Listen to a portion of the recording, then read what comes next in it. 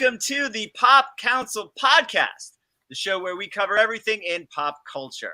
Each week on this show, we discuss topics in the geek world, as well as various fandoms such as Disney, Marvel, DC, Star Wars, theme parks, and everything in between. I'm Jami, Philbrick, editor-in-chief of Movie Phone and a board member of the Hollywood Critics Association. We have a great show for you today. We will be discussing the new Black Adam trailer. Joker 2 has a new title. Prey and Sandman trailers, as well as reviews for Ms. Marvel, Episode 1, Jurassic World Dominion, and much, much more. But it would not be a Pop Council without my lovely co-host, Wendy Lee. Hi, Wendy. Hello, everybody. Hey, Jami. How's it going? I'm doing good. How was your weekend? It was pretty good. So last week, I got to visit, because we were talking about sometimes we cover theme park news over here. I got to visit Universal Studios Hollywood with the fam. And I saw the pictures. Yeah. And we got to go on Transformers. And right next to it is where the coming soon Super Nintendo World entrance is.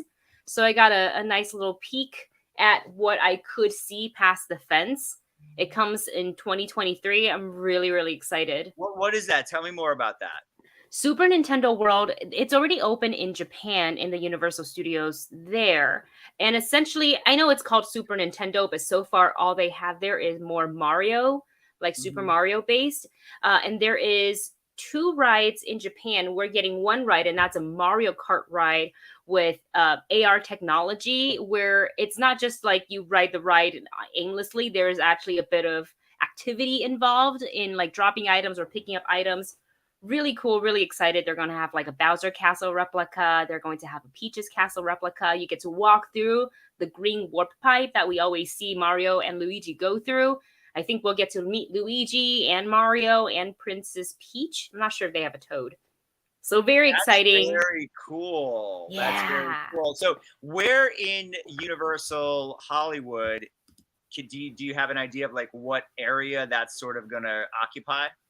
You have to take, those super long escalators, the Starway, all the way down to the bottom, go past the Mummy, and when you hit Transformers, the ride, look to your left, and you'll see the entrance there. Is it replacing something? There was nothing there. There was just nothing there. So it's just taking up that sort of empty real estate that was down by Jurassic Park and Transformers and Mummy. Yeah, I'm guessing they maybe took away some of the really old sound stages. Because they're building new ones anyways. Yeah, but nothing amusement park wise was replaced. Or how I always find it interesting, how like Back to the Future became The Simpsons. And right. I think if I'm correct, not the Hogwarts ride, but that smaller sort of dragon kids ride, that was something else. They Potterized it, I believe. I could be wrong about that. I'm trying to remember what it was. And also the Minions ride building used to be where they did the Terminator show. Oh, that's right. I remember the Terminator show. Yeah, well now it's Minion Theater. I can see the giant I can just see the giant yellow guy from my apartment. Well, that's exciting. Well, I did some exciting things this weekend as well. I went to my Comic-Con, my Star Wars celebration. I went to the Grateful Dead concert at Dodger Stadium. Wow. Dead and Company, John Mayer with the Bob Weir and some of the other members of the Grateful Dead, and it was awesome. They covered the first set was good. I had pit seats, so I was probably about 10-15 yards from the stage. And the first set was good, but the second set was amazing. And they covered Traffic's Dear Mr. Fantasy, the Beatles' Hey Jude, and Warren Zevon's Werewolves in London as the encore. So for me, it was like, Christmas. This is amazing. Yeah. It was like John Williams playing the Indiana theme at Star Wars. It was that good. I'm so happy for you. What an experience. That was super fun. That will be my concert. Well, I say that's my concert for the year, but then the boys will come on a fall tour, and I'll probably go back to Hollywood Bowl again, but we'll see. For sure. So very exciting weekend all around for both of us. I'm glad we both got to get out there a little bit, and I was certainly masked up even outside at Dodger Stadium. I'm sure you were as well at the park. But, nice to be out and about again. Yes. Well, Wendy, we've got an exciting show. Trailers. It was Trailer City last week. A lot of trailers. We've got some interesting stuff that we've seen that we can review. This week, unfortunately, we are usually, almost always, joined by a wonderful guest. Unfortunately, this week, it's just the two of us. So we'll go through some of this stuff and see what our opinions are. But let's just start with, for me, what was the biggest trailer last week? And last week had a lot of big trailers, but it was in fact for, there he is, Dwayne "The Rock" Johnson as Black Adam, coming in October. I think we had seen a teaser. We had seen like maybe a scene from DC Fandom last year. I think that scene is actually in a little bit in the trailer, but a lot of new footage here. We've got, let's look at some other photos. Our first look at James Bond himself, Pierce Brosnan. The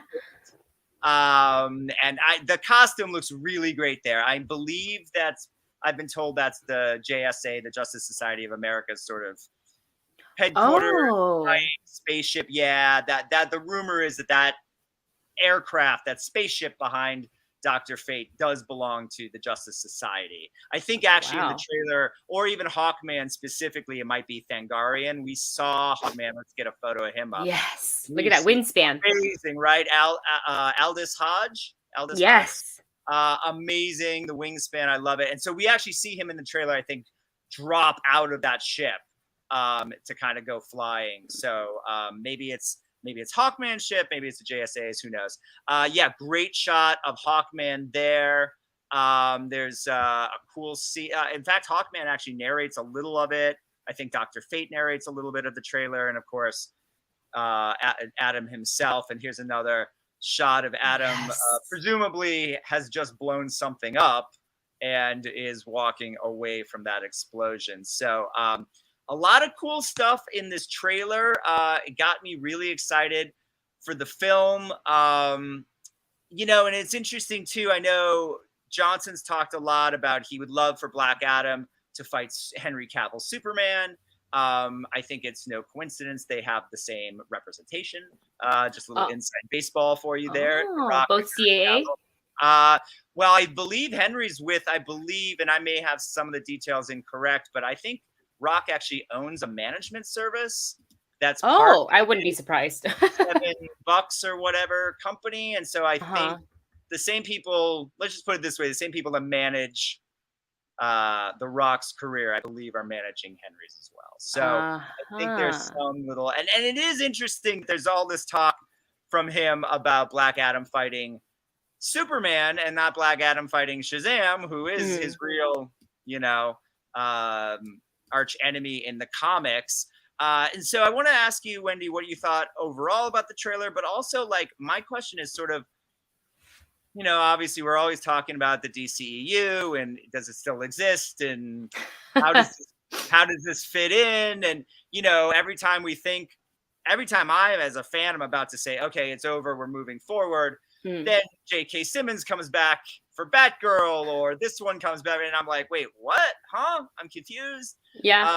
And we had a little bit of a, I guess Ezra and Momoa did do some sort of shot for Peacemaker, right? So that's sort of linking them back in to the idea of a Justice League in this world. So now we're introducing the Justice Society of America, an older group that predated the Justice League.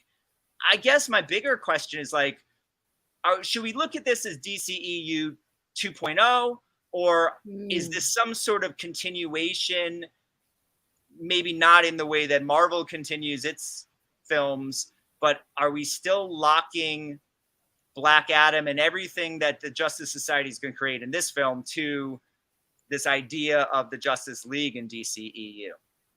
Really great question. I wish I had the right answer for that, because I think about that too. I think about, does it connect with this? For example, in Shazam, I feel like that's definitely connected to, previously what we know of the DCEU, right? Because of the merch that they would wear with like Wonder Woman and Superman. Literally, we get a semi cameo of Superman. It's not a Henry Cavill, but it's the same meant, suit. It's meant to be Henry. It's meant to be right. Yeah. So, and I feel like with Black Adam specific, and if you look at in the comic books where he is connected and how he is connected to Shazam, I feel like eventually those two will meet. And so that's connecting it to another thing. So I feel like it's not the Justice League and Batman v Superman portion of the DCEU isn't completely done.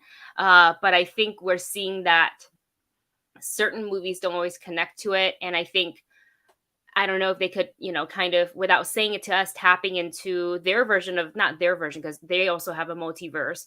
They also have the Flashpoint, because with the Flash movie coming out too. So there's a lot of possibilities of how we're getting these different connections.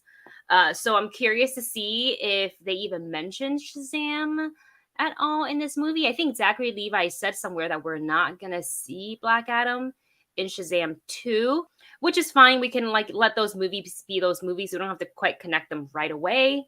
Or maybe Black Adam will connect it for us in a mid or post-credit scene. I really like the aesthetic of this trailer. I feel like we've been waiting forever. I feel like The Rock's been talking about this movie forever, right? Like since 2020, the first DC fandom, we got to see a little bit of a sneak peek. 2021, even more. And he's been teasing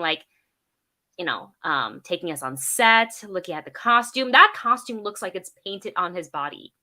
Yeah. It just, I can't tell where the skin stops and the suit starts.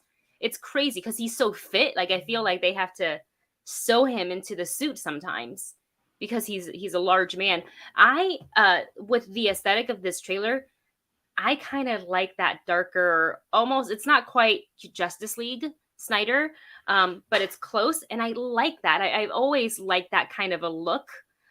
So I like that they're going full into that. I am excited to see Pierce Brosnan as Dr. Fate. I am excited to see Hawkman. Like, in a way, I kind of almost forgot that there were other characters that were going to be in this movie because I was so focused on The Rock. Like, yeah, Black Adam, and he keeps talking about it. And so when they showed Atom Smasher, even, I was like, oh my gosh, everybody is in this movie. That's right. Cyclone, yep. Yeah, so this is going to be, I think it's going to be a really, really good time. I can't wait. He is brutal. Yeah, I'm looking forward to it. It's interesting because going back to sort of the Shazam Black Adam aspect of it, for those that don't know, like, Black Adam is Shazam's Joker. So, or Lex Luthor or Green Goblin, however you want to put it.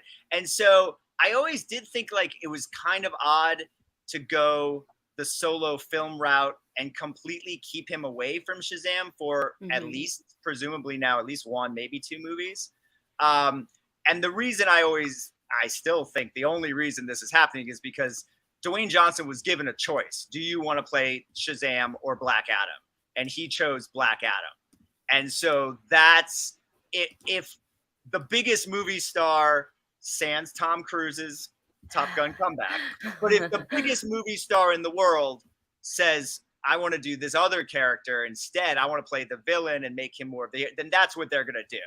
And so that is the reason they've kept, because I think if he wasn't Black Adam, Black Adam would have been the villain in the first Shazam movie. That I believe that.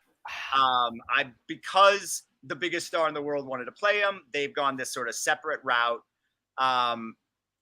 And I like it, but I think you do need to connect them sooner than later. There is a little Black Adam tease in the first Shazam movie when the wizard is explaining sort of the history of Shazam to the kid, to Billy Batson. So you do get a little bit of that. I'm hoping, I like this idea of Black Adam versus Superman, and I love Henry, and I would love the idea of Superman coming back, but Black Adam should be fighting Shazam. And then it's also interesting from the comics because there really are two versions of Black Adam, and I feel like they're kind of playing fast and loose with both, which is the original Black Adam was just the evil Shazam, right? He was just he was the evil version of Shazam. He was his arch villain. Jeff John in the early 2000s and James Robinson and a bunch of other writers on Justice Society in the comics kind of gave this new anti-hero vibe to him where he was actually a member of the Justice Society for a little while before, of course, he decided to kill some bad guys and then they couldn't have him in the group anymore. And then there's the story of ISIS who is his wife, and she's murdered, and her brother.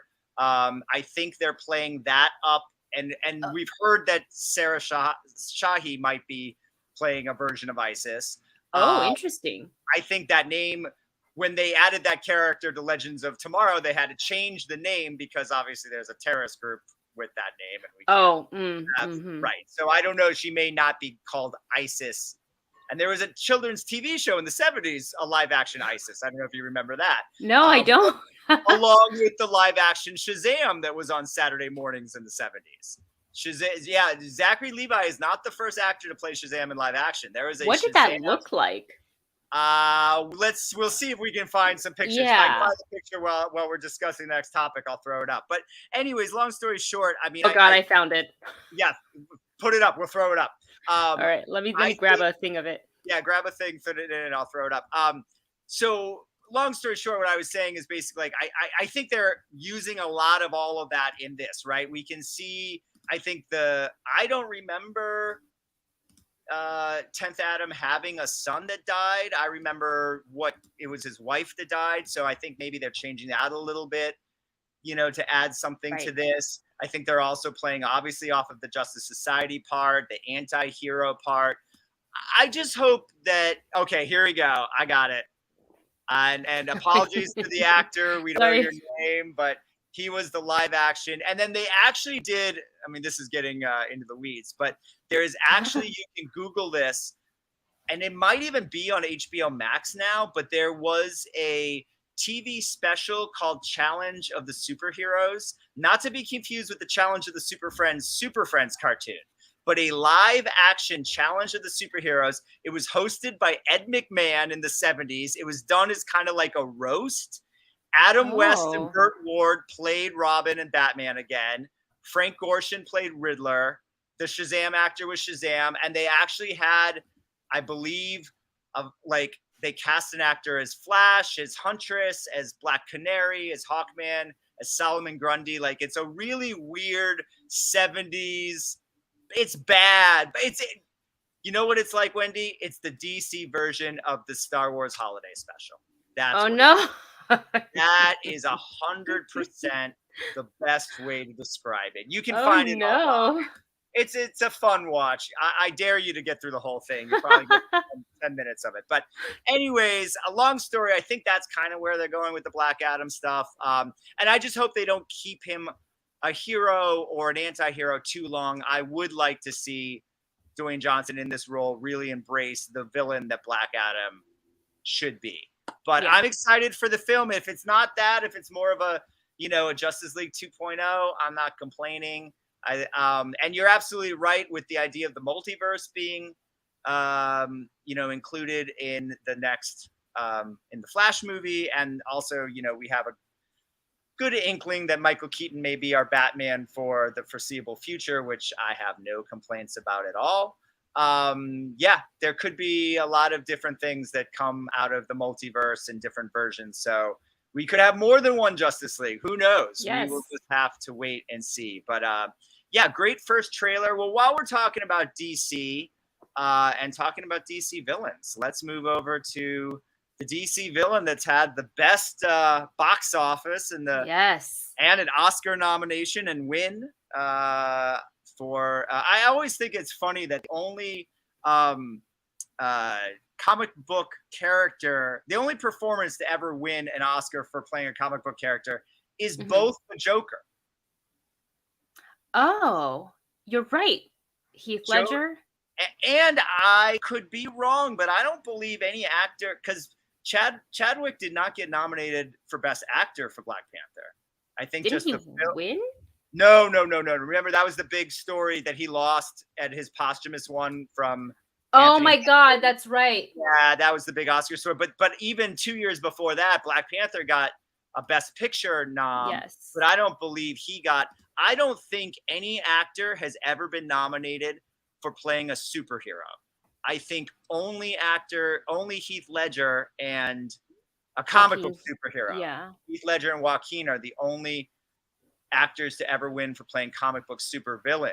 Right. And only be nominated, and both have won for Joker, which is kind of crazy. But back to Joker. Sorry, I took us on a tangent. That's okay. We have a title, Joker 2. It looks like there's a script. It looks like it's being greenlit. It looks like Joaquin Phoenix likes the script and will return.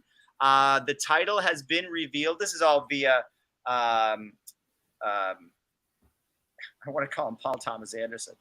Todd Phillips. I don't know why I'm on that. It was Wes Anderson, Paul Thomas. I'll tell you why, because it felt more like a Paul Thomas Anderson movie than a Todd Phillips movie to me. But Todd Phillips' Instagram account, and the title of the film will be, I'm going to hopefully say this in French correctly, Joker, Folie et Deux, which in French is a mental disorder that affects more than one person. That's at least the Wikipedia description of translation of upon that a quick term. Google. Yeah, is that what you found as well? Yes. Yes. So, look, that's all we really have to talk about is a title, and there was a black and white photo of Joaquin reading a script and smoking a cigarette, and that's all we got. So, I think it's a cool title.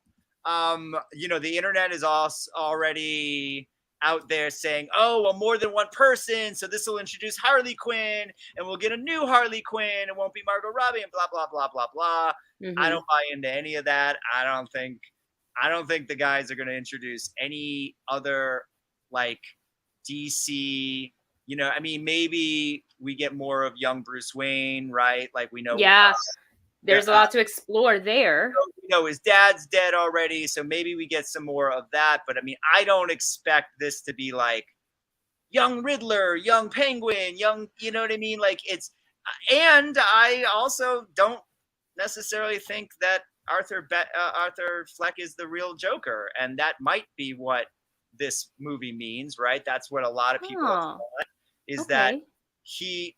Also, because the age wouldn't quite work out. Oh, right? Between Batman and Joker. Joaquin, before he becomes the Joker, is in his mid-40s. Because Bruce is so young in this film. Is so young, it would be a really old Joker. And so there have been theories that the Arthur Fleck Joker is the inspiration to the true Batman Joker. Whether that's true or not, I don't know.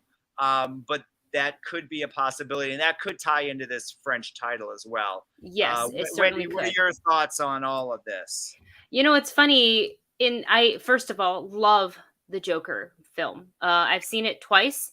I don't think I can put myself into like watching it again, not because it's not good, but it's a heavy film, right? And I love the complexity of it. I love how we explore that character and his arc. And I'll tell you, I sat in the theater watching this, and I was just so tuned in the whole time. And by the time the credits rolled, I was like a mess. Just like I had to sit in the theater and just like cry it out for a little bit. It affected me in a certain way. And then I watched it at home again, and I was like, all right, I don't know if I can do this movie one more time, because it's good, but it affects me. Not that I don't want another great film like the first one, but I thought where they ended was pretty good, and I worry about if they continue with the second one, it disregards the work that they put into the first one. Like where they left it was so good, I don't really need it to continue.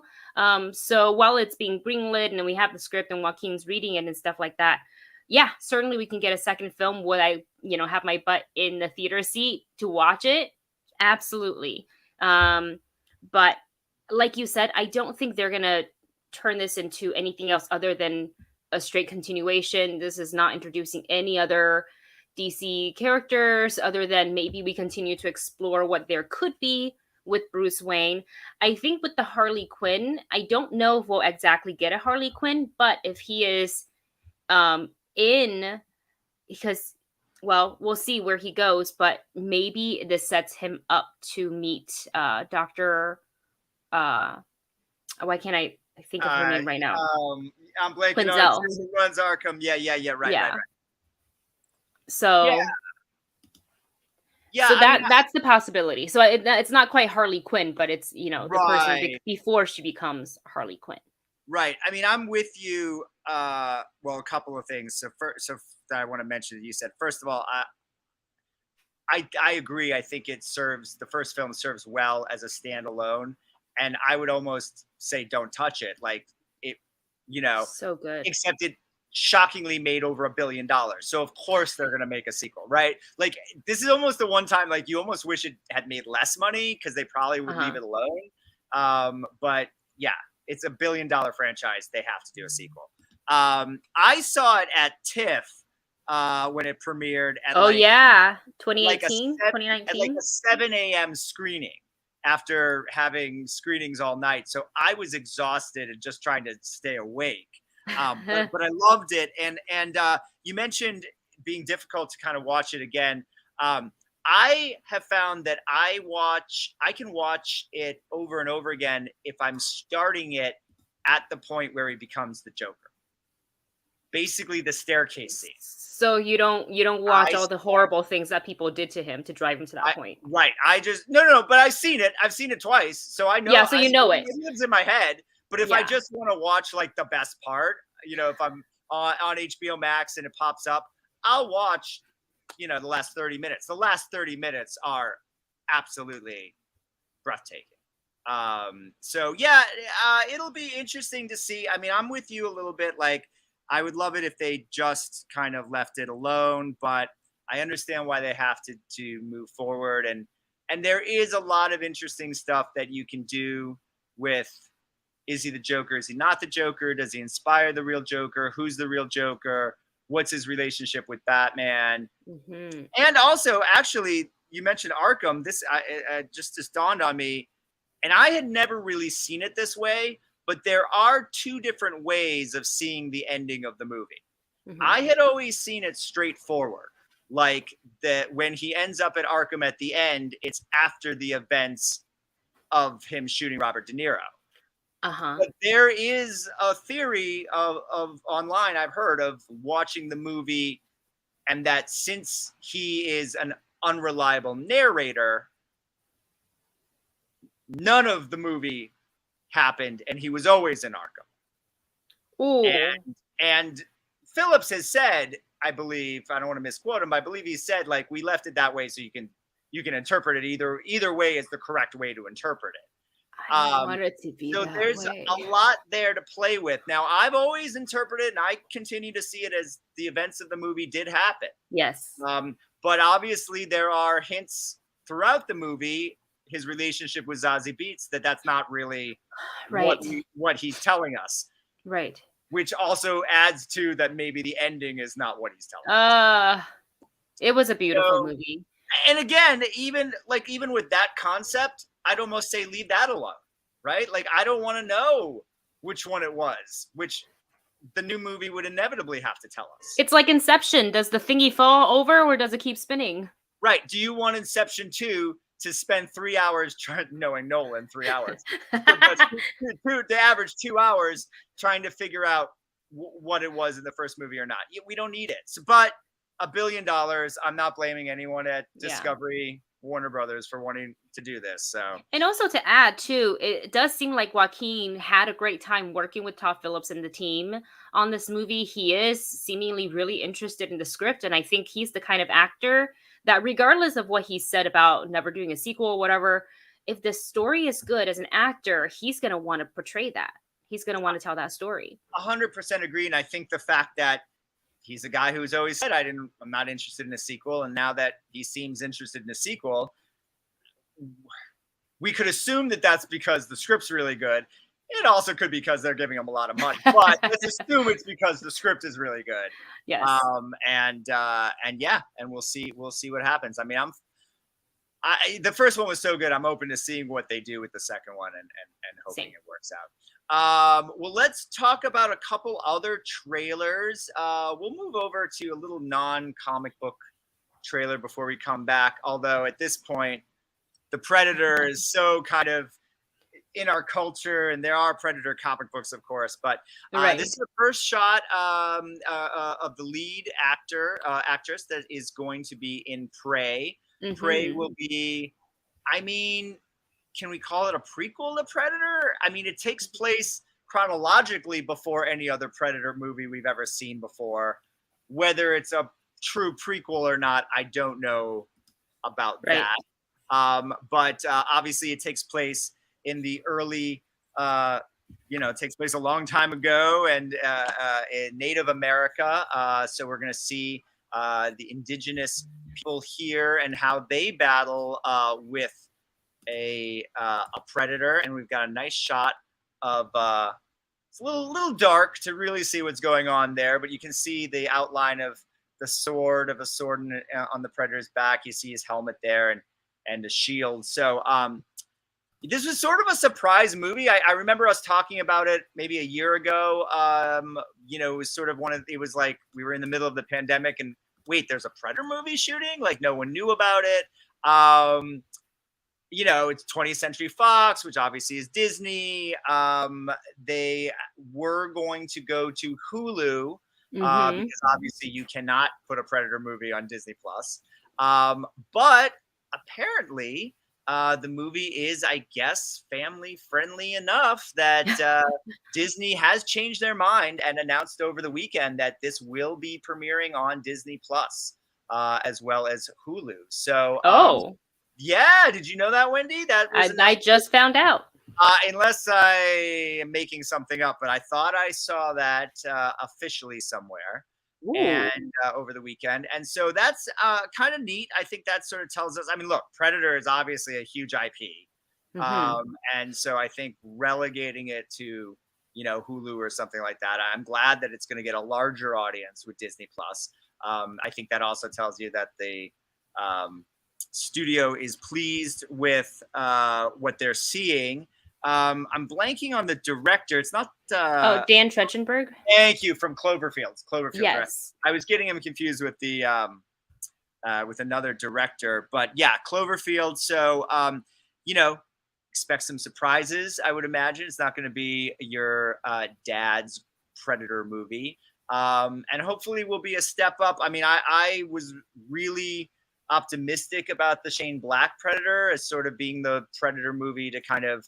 Was that Olivia Munn? Yeah, that didn't. Boyhood Brooke.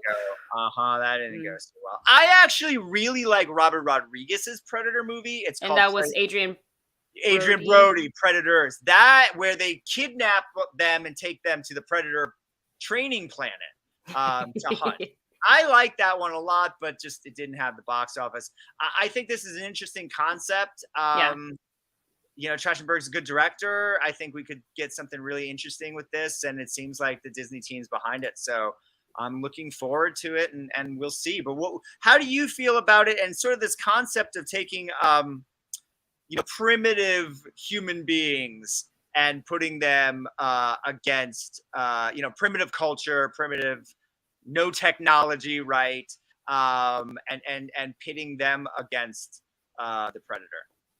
So when I initially heard about that they were, doing this, that the trailer was out, and I hadn't seen any graphics, I hadn't seen or know any details about it, I was like, oh, haven't they ruined Predator enough? Right.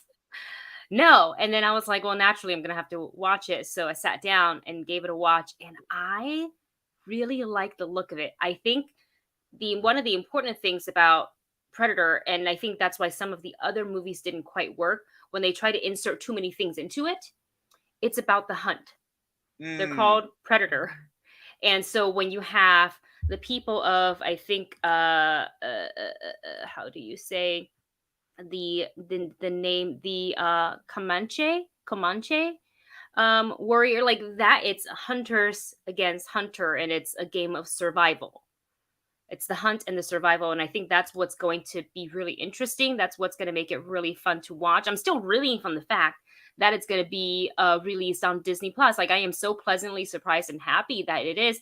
And I guess that's why that parental control is there for, any parents who's got the younger kids at home who should not be watching the Predator or Prey, because it's probably too scary for them. Even you guys in the chat are saying like, wow, that surprised me that it's going to be on Disney Plus. So I'm looking forward to this. If it's good, I'm going to be sad that it didn't go to theaters, because I think this would be great on the big screen. Yeah, absolutely. Yeah. I just want to give a disclaimer. I was tired after the Dead show over the weekend. If I misread that and I'm giving incorrect information, I do apologize, but I'm almost positive that I did see somewhere that it is going to premiere on Disney Plus. I mean, there's a thing on Polygon that I just saw. Because I saw the poster and it said Disney Plus on it. So Yeah, I just want to could make sure be I'm like giving they're out the right releasing it information. for international, like, you know, because now they've opened Disney Plus to Right. East Asia, to the UKs have had it, so maybe it's whoever don't have Hulu, it'll be on their Disney Plus, and because we're in the US, I think it's also, I think if I understood right, it's also going to be Disney Plus here as well. So at any rate, you can check your local listings and figure that out. yes. But since we brought up Disney Plus, on a larger issue, I want to say, let's assume for a second that it is going to premiere on Disney Plus. I love that, and I hope that that's a trend that continues with Disney Plus, especially now that they have the parental restrictions up, because Disney inherited so much amazing stuff from Fox. And I'm not just talking about the original Star Wars and the Marvel movies, right? I'm talking about Die Hards and Aliens and Predators and Titanic and, you know, The French Connection, and just that's Warner Brothers. But anyways, you get the point. Older movies. No, I'll give you a perfect example of an older Fox movie that actually I think would fit Disney Plus. That's not there. Titanic actually is a good one too. But Butch Cassidy and the Sundance Kid. Oh my gosh. How is that? I mean, how's that not? I think that's PG. I mean, so I just hope that Disney, I hope that this is the beginning of a trend where Disney will populate Disney Plus with more of their, or even hidden figures. You know what I mean? Like, that's the Fox movie, and that may be on Disney Plus by now. Great movie. You know, like, there are Fox movies that weren't hard R, that were maybe a soft R, which a soft R in the 80s. I mean, Die Hard was an R in the 80s. I don't think Die Hard would be considered, the original Die Hard would be considered a hard R-rated theatrical release now, you know? And so I just hope that they can start to take some of the, especially the Fox, and Princess Bride. Why is that not on Disney Plus? That's Fox. Bride, you know, so best. Anyways, I don't want to get off on too much of a tangent about what I don't like on Disney Plus. But while we have a few more minutes here, let's get through one more trailer. This is for Netflix, for the series adaptation of Neil Gaiman's, one of the greatest graphic novels ever written, The Sandman. And we got a nice shot here of Death, our lead character. We got him here floating around. There were a ton of character shots released by Netflix last week. So if you're a Sandman fan, just start Googling, get on the net. We don't have them all here, but a few of Death, so you can sort of see the look they're going for with the show, and look at the characters. And it's got a great cast of actors in it as well. I was going through lists. I was like, oh, this one, and this one. David Thewlis, who was, of course, in Wonder Woman, and Stephen Fry, who was Sherlock's brother in the Robert Downey Jr. Sherlock movie. So it's a terrific cast. And I'm just really excited. Like, look, Neil Gaiman, this is his baby. I mean, this is his Star Wars, right? Like, he's the George Lucas of this. And he seems really happy and excited about it. And we know, obviously, from Alan Moore and other comic book creators are not always happy with the television or film adaptions of their work. So the fact that Neil is really behind this and promoting it and a part of it is really exciting. I think it's going to be a great series. I have very high expectations. I'm hoping they can meet them. Wendy, what are your thoughts after seeing this trailer? It's so epic. I remember remember when Netflix was doing their Tudum event? Yes. Or Tudum, however you want to say it. Right. And just the first few, sneak peeks they gave us then, I was like, oh my gosh. I don't know as much about Sandman as my husband does. So his reaction was truly, truly great. I don't even think he's aware that this trailer is out. So we might have to give it a watch later on. it looks real good. And I think one of the main thing is that if the creator is happy, then that, for me as a casual fan, as a fan who have just very generic knowledge about the Sandman, everything is checking off the boxes for me so far. There's a lot of projects that Netflix has done, adaptations and whatnot, that I'm like really into. Shadow and Bone, which is like not at all the same, is one of them. I thought they did a really good job with it. So looking forward to this one. And is it this year that we're getting it? Yeah, we're getting it this year, August.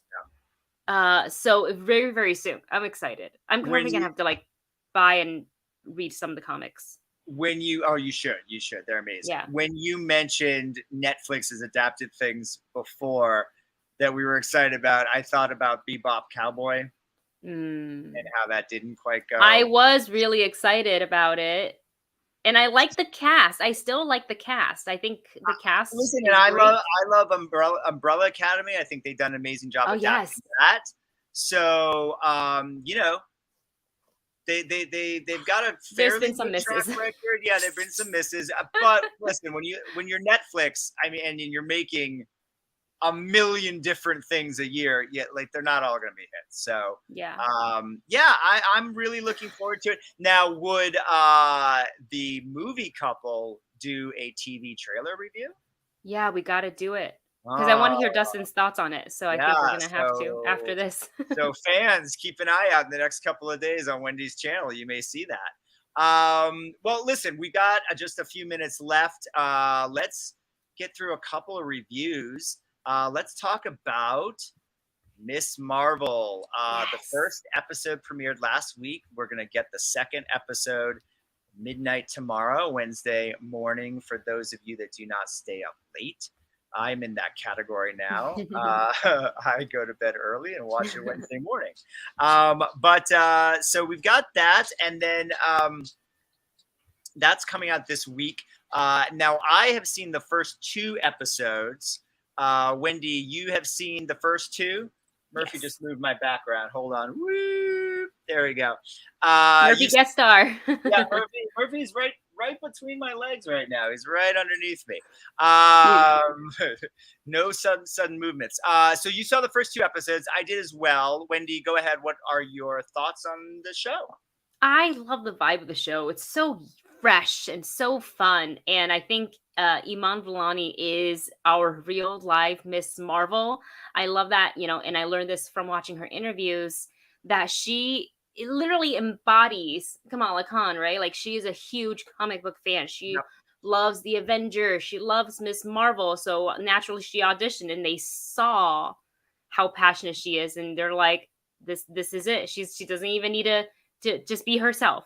Right. But I like the vibe of the show. And we've always said here on Pop Council that no Disney Plus show is like another. So, WandaVision is very different from Hawkeye and from, and etc. But this one is so fun because it's more than just a girl getting her powers to become Miss Marvel. It's coming of age. It's dealing with, the child of an immigrant family. So a lot of that speaks to me also being a child of immigrant. So like, it's so much fun. I love the dialogue back and forth between her and Bruno and her family. I enjoy watching her, kind of go through high school. All the things that you and I went through when we were in high school, like that driver's test, feeling a little awkward. And I think one of the best part is how passionate she is about going to this Avenger Con and seeing it, what it looks like, and the cosplay contest. But, at the very end of that episode, for the first time ever in any Disney Plus show, we got a mid-credit scene. Right. And I was so surprised. And I'm so glad I left the credits running while we were taping, because I may have missed it and would have to have like filmed it again later on. But we got introduced to, well, it's not the first time we've seen them, but reintroduced to the DODC and Agent Cleary, who we've seen in Spider-Man No Way Home. And he's back in this one, wanting to track down, Kamala Khan and her powers. Yeah, I like you. I really enjoyed it. I thought the first two episodes were great. I'm looking forward to seeing more. You know, the only thing I'll say, I mean, this is negative, but it skews young, right? Like the show is for a bit of a younger audience, still very enjoyable for the older Marvel audience, no doubt, but definitely is for, we don't want to leave out the younger audience. And I love that. I love that about it. I think it works for both audiences. And I loved I mean, I can't say enough great things about her. She's fantastic. Perfect casting. But her mom and dad and the family, I really loved all those characters. It's kind of like a family comedy. And I really liked that. I liked that they're really exploring all the things you said, you know what I mean, about her being a Pakistani American character and living in New York and being a fan and really bringing and there was definitely some meta there at the Avengers Con, and the idea of cosplaying and but I loved all that. I loved the way they were sort of, and we've seen a little bit of that. There's a little bit of that in Hawkeye with the LARPing and all that. Yes. And so we've seen a little, but I like how the Marvel world has affected our real world, but then our real world affects the Marvel world. And I really like the series. I like where it's going. I would hesitate to say, obviously it's setting her up as a character for the MCU and setting her up for, spoiler alert, we all know she's going to be in the Marvels. Yeah. But I don't really expect the rest of this series to have too much of an effect outside of her world on the larger MCU. I kind of feel, which I'm fine with. I feel like this story is setting up her as a hero, her in her neighborhood in the MCU, and then, maybe something at the end, leads where, okay, now we're going to see, we'll catch up with her next year in the movie. Yeah. Because I know there's sort of some, I don't want to give too much away, but there's some hints in these first two episodes about who the villains may end up being. And I think they're playing it very close to the vest. And I wouldn't expect too much MCU out of that. Do you know what I mean? I think like the villains that we've already met. Be more tied into her and her family. Yes. Than a sort of, a larger cosmic thing. Yeah. And I also, let me just say one other thing that I really liked about this, because there has been a lot of talk about the changing of her powers. And that her powers, because in the comics, she had the ability to stretch like a member of the Fantastic Four we're going to be seeing not too long from now. And we got to see a little cameo in Doctor Strange. So I don't know I don't know for sure if they changed her power because they don't want to compete with Mr. Fantastic. But they did change it to a more I guess, sort of Green Lantern-esque. She can kind of make light constructs, but she can still do the big hand and some of the stuff we know from the comics. Yeah. I wasn't, at first I was like, well, why are they changing her power? I don't mind the power they changed it to. And when you see the series, the way they explain how she got her powers and that it's rooted in her own family's history and culture, home run. Yeah.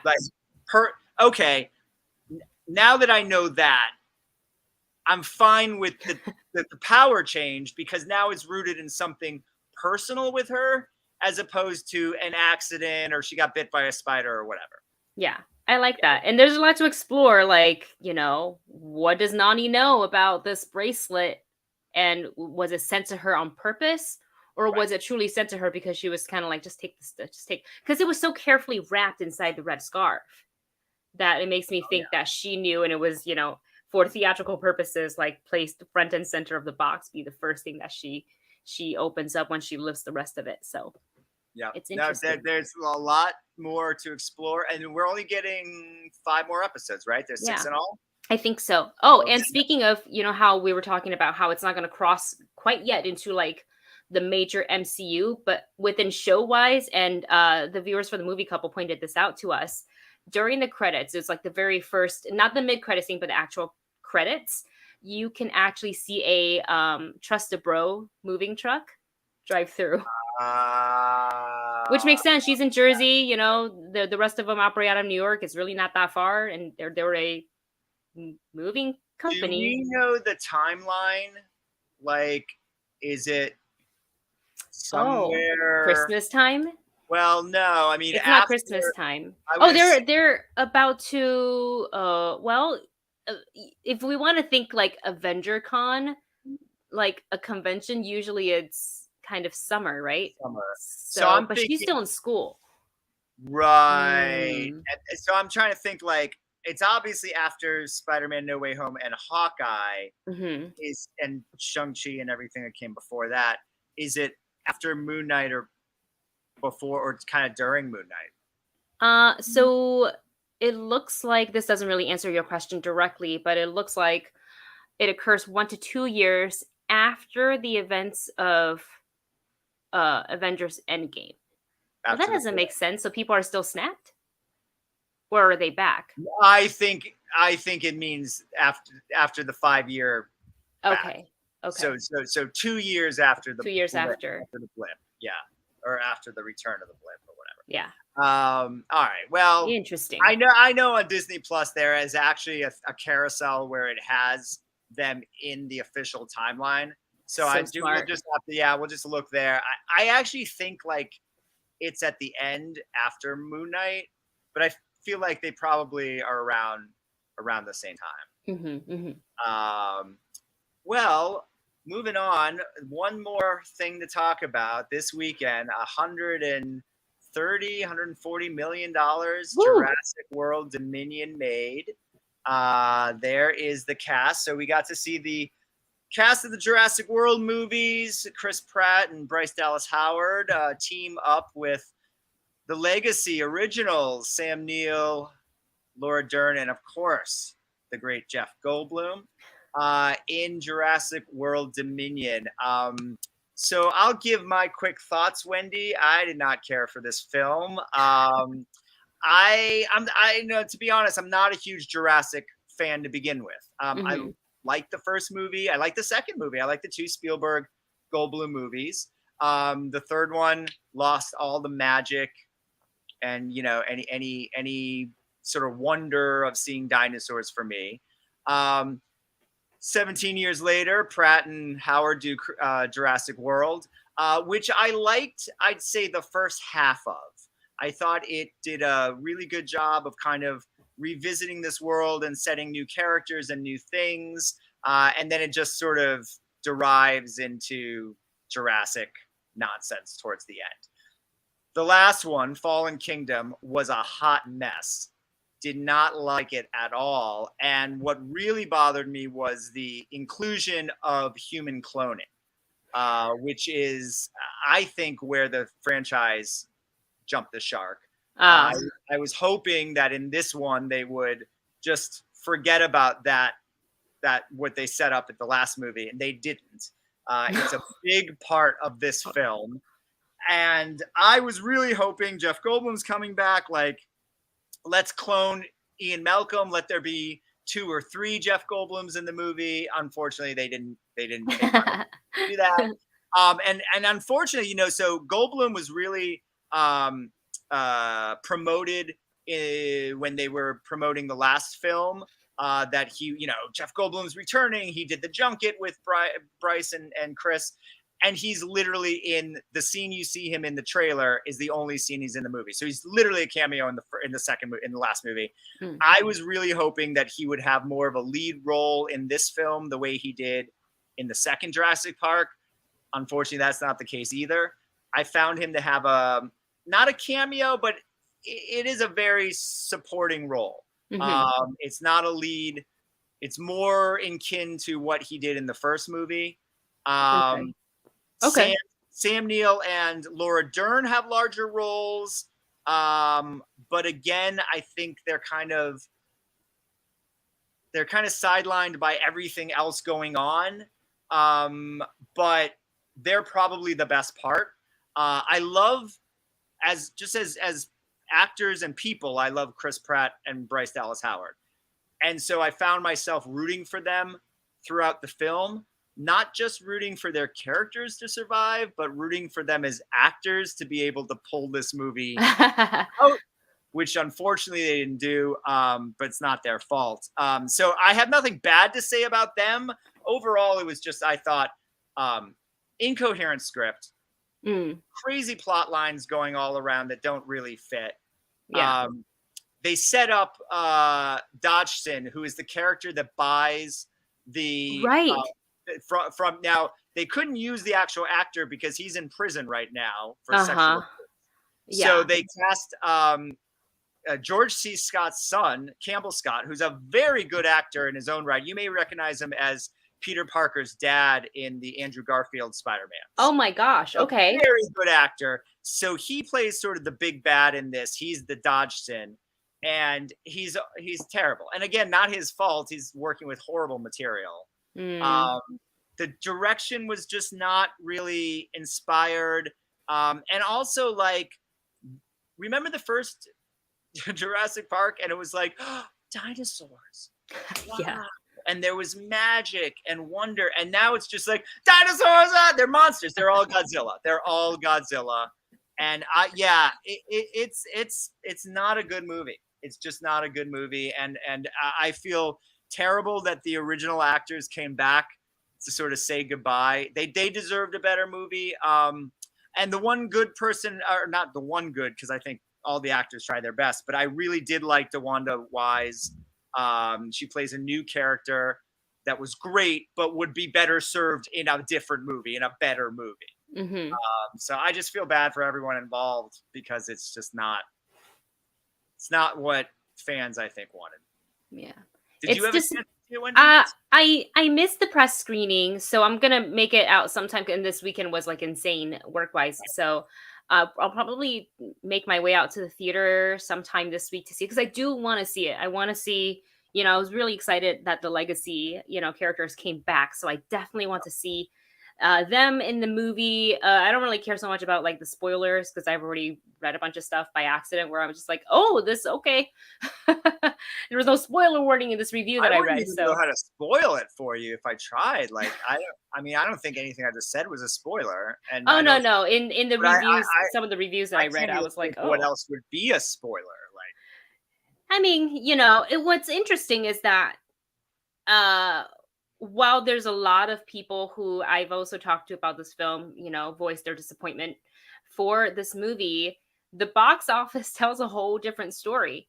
But it's dinosaur, it's the Jurassic franchise, so I think that makes sense, especially if we're looking at also the international releases. It's always been that way. These movies have. I mean, I think the only or somewhat disappointing box office was the third one.